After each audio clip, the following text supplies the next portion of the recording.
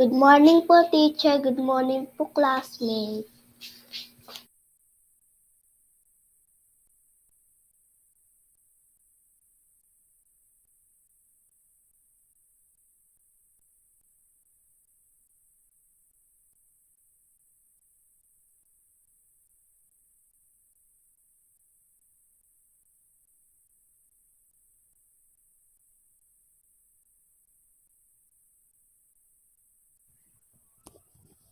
Okay, good morning, grade 3, Aguinaldo. Nadidinig po ba si teacher?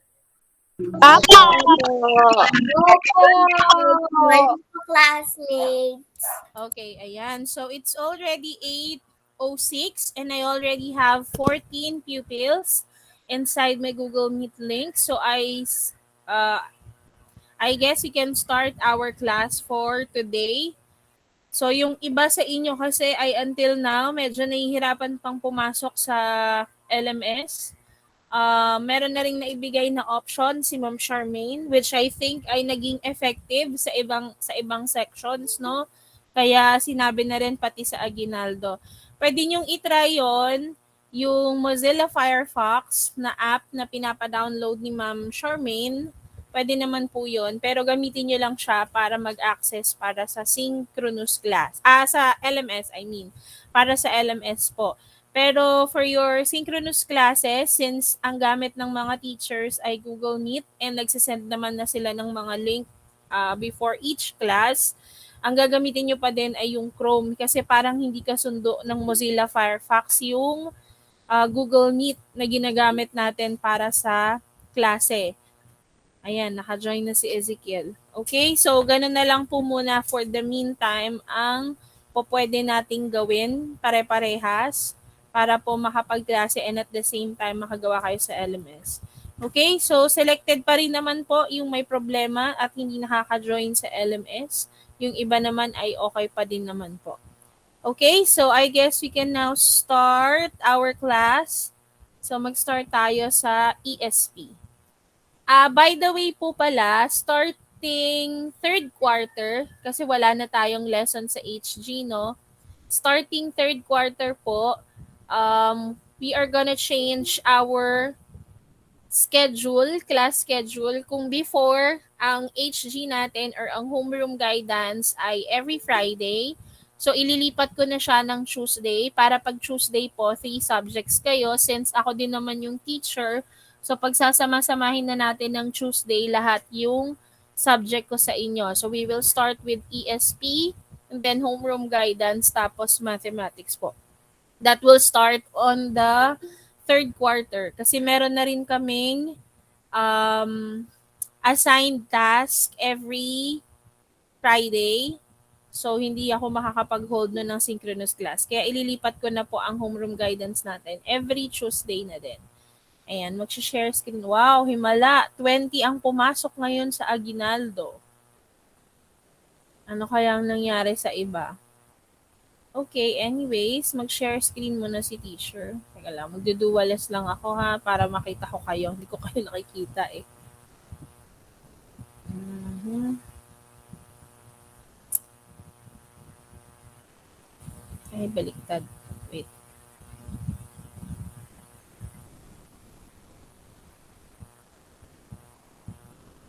Okay, ayan. So, we'll start with edukasyon sa pagpapakatao. Teka lang. Okay, so ngayon, tayo ay nasa week 7 na ng quarter 2. Pero dito sa ESP, tayo ay nasa last module na, no? Nasa module 4 na tayo. So this would be your last module for quarter 2 dito sa ESP. After nito, ang magiging task nyo na lang sa ESP is completion. Yung mga kulang nyo pa po, yung hindi pa nasasagutan, ay pwede na pong gawin. Nag-send na rin naman ako ng status monitoring report. So, pwedeng doon nyo po sundan, no, kung ano yung mga kulang ninyo para magawa na po before mag-close yung mga modules dito sa ESP. Now, for Module 4 po, all of the activities included in Module 4 ESP Module 4 will be open and available until February 10. So, pwede nyo na yung simulang gawin later after our synchronous class. So, for Module 4, ito na yung last module natin dito sa ESP. Ang title ay, Ikaw at Ako ay Masaya, Tayo ay Nagkakaisa. So, dito sa module na ito, i-discuss natin o tatalahayin natin ano-ano yung mga gawain or mga activities na nilalahukan or sinasalihan ng mga batang katulad nyo, ginagawa ng mga batang tulad nyo na na-enjoy ninyo. Hindi lang sa school, pwede rin sa community, 'di ba, sa inyong mga lugar. Okay? So, meron ditong weekly home learning plan. You can browse this para alam ninyo kung ano yung included dito sa ating ESP, Module 4. Okay, and then we have here, so ito yung objectives natin. Sa isang batang mag-aaral na tulad mo at sa mga araling ating natalakay, sa unang markahan na ipamalas mo na ang mga iba't ibang kakayahan mo. So this time, titignan natin sa ano-anong mga gawain ninyo. Kasi di ba na-discover nyo na noong mga previous lessons, na-discuss natin ano-ano yung mga talents nyo, ano yung mga kakayahan. So this time naman, i-discuss natin saan ninyo siya pwedeng magamit. Sa ano-anong mga gawain sa paaralan. Okay, sa community maaaring gamitin yung mga na-discover nyong talents and skills. Okay? So, next. Okay, so yung mga talents and skills natin, maaari natin yung maipakita sa paaralan at sa community. Ayan o, nakalagay nga dyan. Makikita natin, maipapakita natin sa araling ito ang kasiyahan sa pakikiisa sa mga gawaing pambata, katulad ng paglalaro. Ayan, number 1. Yan yung pinaka gawain kung saan na ipapakita nyo yung mga kakayanan nyo, di ba? At dyan kayo nag-e-enjoy. So aside sa syempre paglalaro, pwede rin sa mga program sa school, yung mga magagaling tulad nung nag-Christmas party tayo, di ba? Some of your classmates nag-share ng kanilang mga talents during the intermission number. So pwede rin sa mga contest at iba't iba pang mga celebration. Okay, so I have here some pictures. Meron ditong mga larawan. Tignan po natin ano-anong mga gawain yung ginagawa ng mga bata sa bawat larawan kung saan nagagamit niya or naipapakita niya yung kakayahan niya at talento. Okay, tignan nga natin yung unang picture. Ano itong gawain na ginagawa ng mga mag-aaral sa unang larawan? Anong gawain po yan? Etong first picture natin. Nakikinig. Okay, so yung mga bata or yung mga mag-aaral ay nakikinig, 'di ba? So sa kanilang guro habang yung teacher ay nagkukwento. So very good, Elizabeth. Ang kakayahan na naipakita ng mga bata dito ay yung kakayahan nilang makinig, 'di ba? Kasi yan natututunan natin yan. And meron naman tayo lahat kakayahan na makinig kasi hindi naman tayo mga bingi, 'di ba? So dito sa gawain na ito na ipapakita nila na gamit yung kanilang kakayahan sa pakikinig, na i-enjoy nila yung itinturo sa kanila or binabasa sa kanila ng kanilang guro. Dito naman sa ikalawang larawan, anong kakayanan ang ipinapakita ng mga bata? Yes, Jessie. Kumakanta. Okay, so itong mga batang ito, marahil ay meron silang mga special skills, 'di ba? Meron silang natatanging kakayahan sa pag-awit. So ito ay nasa isang programa, 'di ba? Nasa isang program sa paaralan at ipinapakita nila, ibinabahagi nila sa iba. Hindi lang nila itinatago yung kanilang kakayanan, kundi sinishare nila sa ibang tao. Sa ikatlo, ito obvious naman, ito yung paglalaro. Ayan, lahat tayo or lahat kayo, ito yung gawain kung saan mas nagagamit ninyo at talagang nagagamit nyo yung inyong mga kakayanan. Yung kakayanan ninyong makisalamuha or makipag-ugnayan sa iba't ibang mga bata, di ba? Kahit pa iba yung kanilang mga ugali or iba yung mga gusto. Okay, sa ika-4 na larawan, ano ang ginagawa ng mga bata? Anong kakayanan din ang ipinapakita nila dito? Yes, Dwayne. Naglilinis. Okay, naglilinis, 'di ba? So kakayahan din 'yan. Kahit na napapagod ka dyan, na ipapakita din nila yung kanilang kakayahan na maaaring sa pagsunod, 'di ba? Pagsunod sa utos ng guro or sa kanilang tahanan, 'di ba? Na tumulong sa paglilinis ng tahanan, 'di ba? At isa din sa mga kakayahan na ipapakita dito, ayan, kung napansin niyo, dalawa sila, 'di ba? Yung kakayahan nilang tumulong sa kapwa. And ang pinakahuling picture, anong ginagawa ng mga bata? Yes, Aryan? Nagdidilig.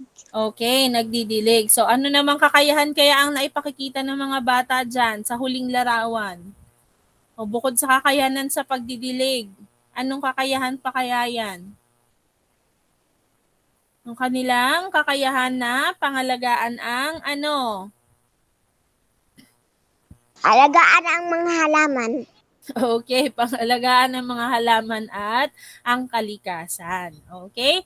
So mula dyan sa mga larawan na nakita natin, meron ba dyan mga gawain na ginagawa nyo din? Siyempre meron, no? Kasi yung paglalaro, yan, siyempre di at mawawala. Meron ba dito sa inyo na hindi pa nakakasubok o nakakatry na maglaro? Meron ba?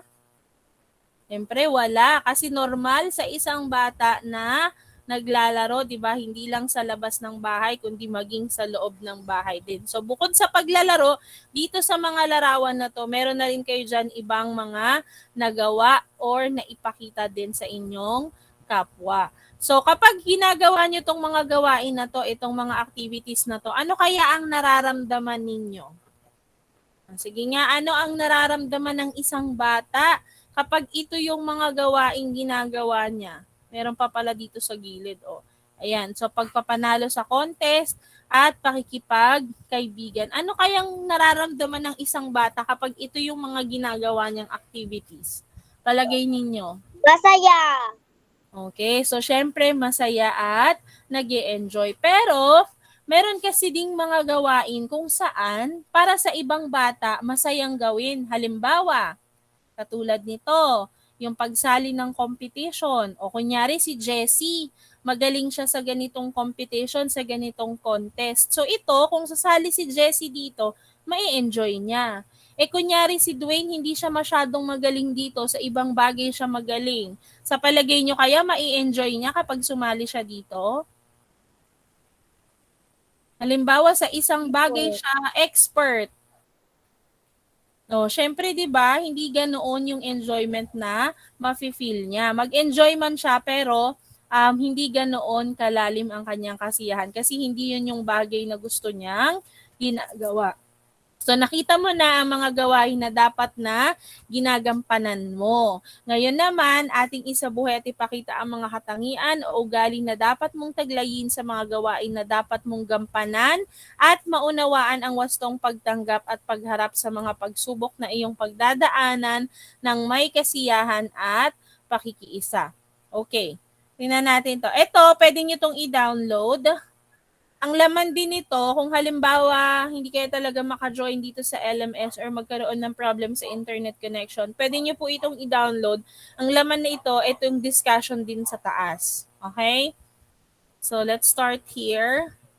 Ano ba ang gagawin dito sa pusuan na yan? So, pipiliin mo yung pulang puso kapag yung larawan ay nagpapakita ng pakikiisa sa mga gawain. So, red heart ha kapag nagpapakita siya ng pakikiisa, and then blue heart naman kapag hindi. Okay, teka lang. Nag-preview pala ako dito. Start ko muna dito, ha? So, ayan. Okay, so first picture. Yes, Dwayne. Is it a red heart or a blue heart? Blue heart. Bakit blue heart? Ang hinahanap natin ay yung mga larawan na nagpapakita ng pakikiisa or Red pagtutulungan. heart po. Opo. So, dito sa picture na to, red heart to nak, Dwayne. Kasi tignan mo, lahat ng mga bata dito ay may kanya-kanyang ginagawa, no? So, para silang nag-group study. So, kahit may nakasimangot, ayan, no? Kasi ito siguro yung tinignan ni Dwayne, no? Medyo nakasimangot siya. But, each one of them ay may role na ginagampanan. Ayan, no? Bawat isa sa kanila ay may hawak na aklat at nag-aaral. So, bawat isa sa kanila ay nakikipagtulungan or nakikiisa doon sa kanilang mga kamag-aral. Okay, next. Next picture. Let us hear it from si Aryan naman. How about this one, Aryan? Red heart. Okay, red heart. Ayan, kasi nakita naman natin bawat bata walang naiwan na mag-isa, 'di ba? Walang mag-isang nalulungkot, lahat sila masayang naglalaro. Okay, next. Third picture. Andre.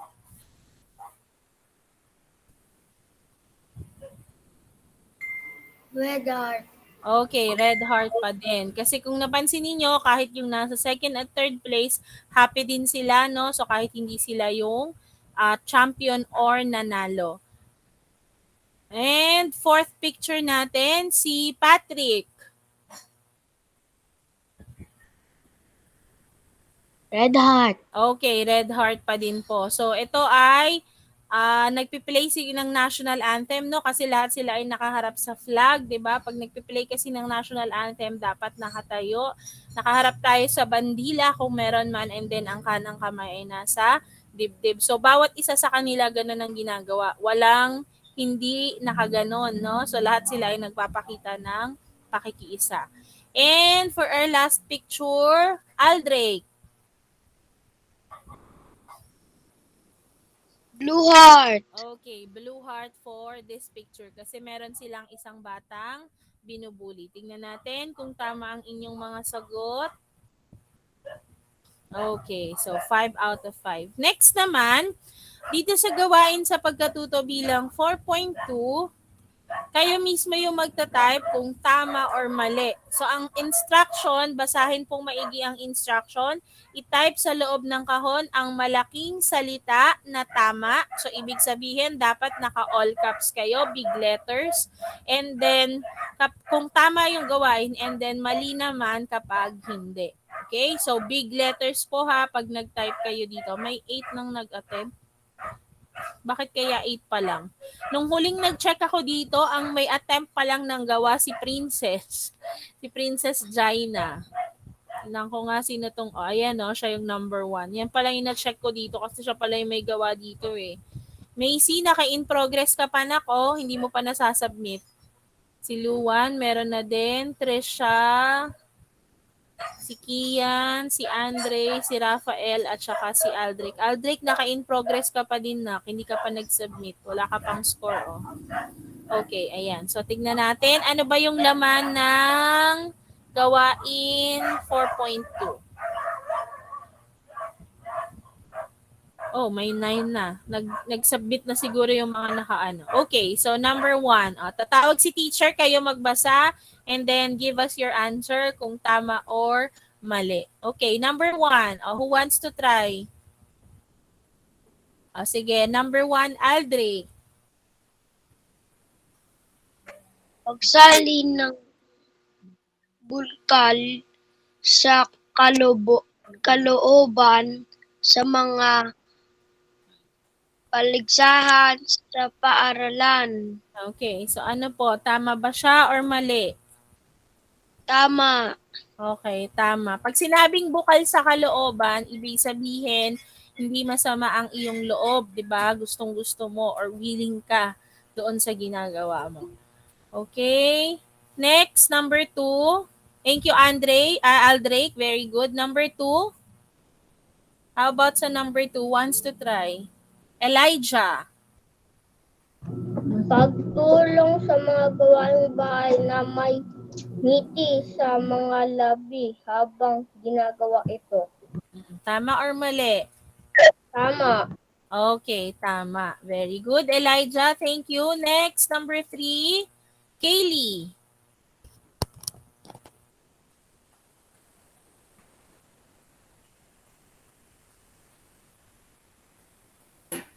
Ipinagyayabang ang natatangig kakayahan sa kaibigan. Tama po or mali? Okay, mali. Very good, Kaylee, no? So kapag tayo kasi ay may natatanging kakayahan or may talent, okay lang na ipaalam natin sa iba. Diba? Okay lang yon kasi dapat ang talent, hindi yan It's tinatago. not good teacher po. Opo, mali nga lang kasi ang sabi, ipinagyayabang. So kapag pinagyabang mo, yun yung time na mali na. Pero kung pinapakita mo lang sa iba, halimbawa tulad ni Kaylee, di ba siya ay magaling kumanta. So nung Christmas party, nag-intermission number siya, pinakita niyang magaling siyang kumanta, okay lang yon kasi ipinagmamalaki mo lang sa iba. Pero pag once na ipinagyabang mo na, yun na yung mali. Okay? Very good, Kaylee. Thank you. Next, for number 4, Aryan, number 4. Palakaibigan sa mga bagong kapitbahay. Okay, tama po or mali? Tama. Okay, tama, 'di ba? So lalo na sa mga bago kasi hindi pa nila alam yung lugar ninyo, yung community. So dapat na kinakaibigan natin sila. Okay, very good, Aryan. Thank you. Next, number 5, Elizabeth. Pagtulong sa mga kaklase sa paggawa ng takdang aralin. Oh, ano po? Tama, mali? Tama. Okay, tama. Kasi ang sabi naman, pagtulong. Pero pag sinabing ikaw na yung magsasagot ng kanilang takdang aralin, yun yung mali. Pero kung tutulungan mo lang sila kung paano gawin, paano masagutan, ayun, okay lang po yun. Okay, next. Very good, Elizabeth. Thank you. Next, number 6. Sino pa? Sino pang hindi ko natawag? Parang wala nang nakarisan. Sige, Misha, number 6. Pakikipag-away sa mga kalaro kapag natalo sa laro. Tama po or mali? Mali. Okay, mali, 'di ba? So kapag natalo, talo ka man, dapat tinatanggap mo ng bukal sa kalooban maging sports, 'di ba? Dapat nagpapakita ng sportsmanship. Very good, Misha. Thank you. And number 7, Dwayne. Sumali sa mga larong pambata na may kasiyahan. Tama, mali? Tama. Okay, tama po, 'di ba? Kasi bilang bata, dapat talaga nagjo-join kayo sa mga larong pambata din. Wag puro gadget, wag puro TV, 'di ba? Wag puro YouTube. Okay, very good, Dwayne. Next, number 8, Patrick.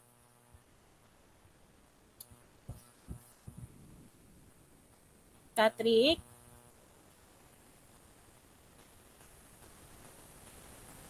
Pamiminta sa mga halabas sa palantunan sa Palatutunan. aralan. Okay, tama po or mali?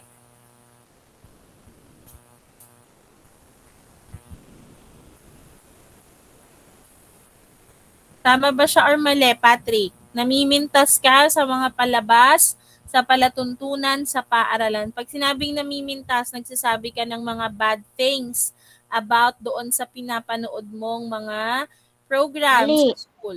Okay, syempre mali. Kasi 'di ba, kahit hindi mo nagustuhan yung isang palabas, dapat alam mo na yung mga kasali doon pinaghirapan nila 'yon, 'di ba? So mali na, pinipintasan natin sila.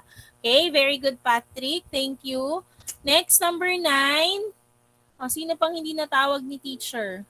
Jessie, number 9.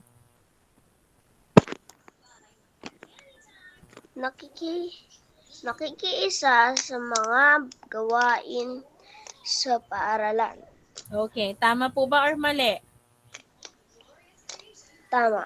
Okay, tama. Syempre tama yon. Dapat tumutulong tayo, nagjo-join sa lahat ng mga gawain sa school. Very good, Jessie. Thank you. And the last number, King James, number 10. Ginugulo ang mga pangkatang gawain sa silid-aralan. Okay, tama po ba or mali? Mali. Okay, mali po. Mga pangkatang gawain yan yung mga group work, 'di ba? So, bilang ikaw ay member ng isang grupo, hindi mo sila dapat ginugulo. Dapat nga tumutulong pa. Okay, very good, King James. Thank you. Let's see what is our score. Okay, submit all and finish. Ayan, perfect. Okay, next. Gawain sa pagkatuto bilang 4.3, katangiang taglay mo. Okay, for this activity, piliin nyo sa loob ng kahon yung mga katangian na taglay ng isang batang katulad mo at magbigay ng sitwasyon kung saan naipakita mo ang iyong napiling katangian.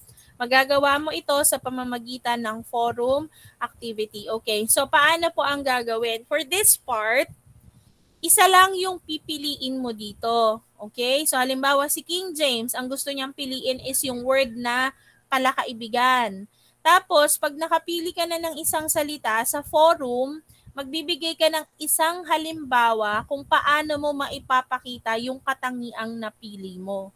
Halimbawa, palakaibigan. So, pwede mong ikwento, kami ay nagkaroon ng isang bagong kapitbahay. Dahil ako ay isang batang palakaibigan, nakipagkaibigan ako sa kanya kahit na siya ay bago lamang sa aming lugar. Mga ganon, di ba? O halimbawa naman, si Jessie, ang napili niya ay disiplinado. O halimbawa yun ang napili ni Jessie. O ang pwede niyang ikwento, nakita ko na may kalat sa tapat ng bahay ng aming kapitbahay. O, dinampot ko ito dahil ako ay isang batang disiplinado. So, pwedeng ganun. O di kaya pwede niyang ikwento na sumusunod siya sa mga rules and regulations sa kanilang lugar. 'Di ba? So, pagiging disiplinado yon. So, ganun po yung gagawin dito ha. Pumili muna ng isang salita na gusto ninyo kasi lahat naman ito ay nagpapakita or magandang paglalarawan sa isang bata. Ang gagawin nyo lang, pipili kayo ng isa. So sa forum, sa subject po, you type your name and then sa message yung inyong sagot. Ayan. So sumagot na sila Rafael, Trisha, Kian, Andre, saka si Luan. Tignan nga natin kung anong sagot nila. Tulad kay Rafael, ako po ay isang disiplinadong bata. Tumutulong po ako kina mami at daddy sa mga gawaing bahay. Nililinis ko po ang aking mga laruan pagkatapos gamitin at ginagawa ko po ang aking mga activities sa school. Very good, Rafael. That is correct. So yung binigay niyang sample ay nagpapakita ng pagiging isang disiplinado. Okay? So ganito yung yung inyong katulad nito po yung inyong gagawin. Pumili muna ng one word. Kay Trisha naman, ang pinili niya, palakaibigan. Kay Trisha, ang ginawa niya, dinescribe niya lahat. Okay lang din naman. Kung gusto niyo ng ganun, lahat piliin ninyo. Okay, and then we have, ganun din si Kian, dinescribe niya rin lahat. Pwede naman po kung kayo ay masipag mag-type. Okay, Andre, disiplinado din yung napili, tas nagbigay siya ng sample para magampanan ang mga tungkulin sa aking pamilya at sa aking komunidad. Halimbawa, kapag may ibinilin si mama sa akin, kung hindi ako disiplinado, hindi ko ito gagawin o susundin. Correct. Pero kung ikaw ay batang disiplinado, susundin mo yung ibinilin sa'yo ng magulang mo. At yung isa pang answer kay Luan, ayan, dinescribe din po lahat. Okay? So, ganun yung gagawin nyo sa part na to ha. Pumili lang ng isang word. Tapos po, magbigay ng halimbawa paano nyo maipapakita yung napili ninyong salita. Okay, next activity dito ay gawain sa pagkatuto bilang 4.4. Ikaw at ako ay masaya, tayo ay nagkakaisa. Ano naman ito? So this one is a quiz. Ito na yung last activity dito. So, happy and sad face lang naman yung pipiliin. So, halimbawa sa number 1, sumasali sa mga larong pambata na may kasiyahan. Happy or sad face? Happy. Happy face, diba? So, hanggang 10 yan ha. Siyempre, di na natin sasagutan yan lahat. Kayo ang magsasagot niyan later pag kayo ay magsasagot na po dito. Ayan, 1 to 10 po yan, nasasagutan ninyo. You just have to read each situation, tapos piliin po kung happy or sad face. Okay, and then next activity, ito compilation of pictures lang naman ito. yung mga ginamit kasi kailangan isama yan dyan. And then, meron ditong video, pwede nyo pong panoorin. Yung mga videos na nakalagay dito, maganda kasi may mga stories na kasama about the topic na ikaw at ako ay masaya, tayo ay nagkakaisa. Okay, so yun yung kabuuan po ng Module 4 nyo dito sa ESP. Okay, so ito po, ulitin ni teacher, ang deadline nito or all of the activities here will be open and available until February 10. So make it sure po that on or before February 10 ay nagawa nyo na po yung mga activities dito sa Module 4. Kasi ito na yung last module natin para sa ESP. Ayan o, wala na siyang kasunod after nyan. Okay? So yan na po yung last, kaya po may time na kayo para gawin yung mga kulang nyo pang activities dito sa ESP sa LMS. Okay? Isa-stop presenting ko. Meron po bang question bago ko mag-picture attendance? Wala na po. Okay, meron po. Wala na po. Okay, Wala sige na po. So, po. wait lang. Meron daw may question. Sino yung may question? Ako po, si Macy. Sige, Nak. Ano po yung question mo, Nak? Hindi po makapasok sa Firefox din, teacher. Hindi ka din. Sa cellphone lang pwede. Okay, wait lang ha. So, according to Macy, ay hindi rin ka nakaka-join sa LMS using the Firefox. Pero pag sa cellphone, Nak, nakakapasok ka sa LMS. Po. Okay, ayun. So, kung nakakapasok po using your cellphone, yung cellphone na po muna ang gamitin. Okay? So, kung Teacher, Sige po. teacher. Ako rin po, hindi din po nakakapasok sa LMS. kahit po na ibigay na, kahit dun sa option ni Ma'am Charmaine, yung may Firefox, Mozilla Firefox, hindi pa din. Okay, kasi po kahapon, ang naging nakita namin kasing isang problema dun sa account nung nag-try yung mga ODL teachers is because yung device na ginamit po kasi, ito po yung paki-check nyo sa inyong devices ha, paki-check pong mabuti. Baka po kasi yung device niyo hindi na clear history. Napaka-importante po ng pag-clear history or clear yung i-clear nyo po ng buo yung all time. Kasi kapag ang LMS nyo or yung device na gamit nyo, halimbawa itong laptop ni teacher, nagamit ko siya, nakapagbukas ako ng isang site na hindi pwede sa bata. Halimbawa, nakanood ako ng isang YouTube video na may violence, may basta any site na hindi po pwede sa batang katulad nyo. Ang nangyayari po kasi kay LMS, nire-restrict niya yung device. Kasi nga, ang LMS is child-friendly. So, nililimit niya yon para sa mga bata. Kaya kapag once na yung device ninyo, especially nung nagbakasyon, nagamit nyo siya sa panonood ng, or hindi lang sa panonood, sa pagbubukas ng mga site na hindi child-friendly, ang kadalasang nangyayari, nire-restrict na ni LMS yung device. Kaya po napaka-importante na ma-clear history nyo or ma-clear nyo yung all-time ha. Ang pag-clear history is all-time. Kasi po, pag nakapag-clear history, automatically naman, magki-clean slate yon. So, pwede nang maka-join kay LMS. Kasi kahapon, yun yung nakita namin na problema doon sa 3 account sa ibang grade level kung bakit hindi sila nakakapagbukas sa LMS po. Kapag halimbawa hindi pa din, yon katulad nung sinuggest ni Ma'am Charmaine, Teacher, can ayun, you go out? sige na, go ahead po. Kaya katulad nung sinuggest ni Ma'am Charmaine, yung Mozilla Firefox, kasi yung Mozilla Firefox hindi masyadong mahigpit katulad ni Google Chrome na kapag nag-open nga tayo ng site na katulad ng LMS na child-friendly, hindi na pwede sa ibang sites or maging pwede man, hindi marirestrict ka dun sa isa. Okay? So si Mozilla Firefox kasi medyo mas maluwag ng konti yung kanila.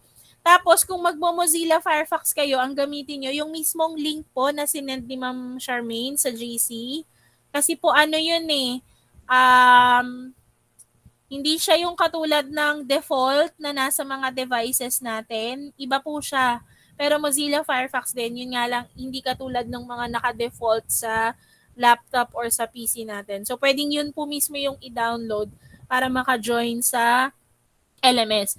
Kung halimbawa pong hindi pa din talaga, yung mga taga-mabuhay lang naman, pwede kayong dumaan dito sa bahay para ma-check ko yung device kung anong pwedeng gawin. Baka kasi may hindi lang po kayo nagalaw or baka may naggalaw lang kayo sa setting. So, pwede nyo akong daanan dito sa bahay. Just bring your device. Pakidala po yung laptop na ginagamit or cellphone kung ano man yung ginagamit nyo sa pag-access sa LMS. Kasi wala namang site maintenance ngayon sa LMS kaya kung dapat po walang magiging problema sa pag-access. Kasi yun din ang galing sa DepEd Central na wala silang site maintenance kaya dapat hindi kayo mahihirapan sa pag-access sa LMS. So kung halimbawa hindi pa din maayos po, pwede nyong gawin yon. Yung mga taga-mabuhay, pwede kayong dumaan dito sa bahay. Pakidala lang po yung device na ginagamit ninyo for the LMS. Okay? Para po ma-check ko kung anong pwedeng gawin. Okay? So meron pa bang question bago tayo lumipat sa math? Ay,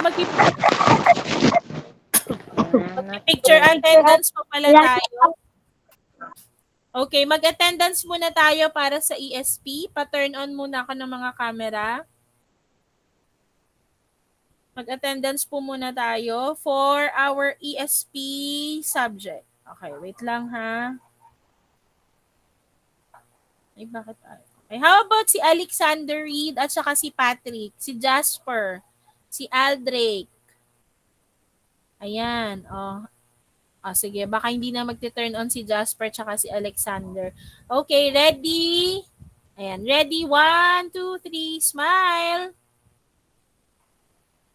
Okay, wait lang ha.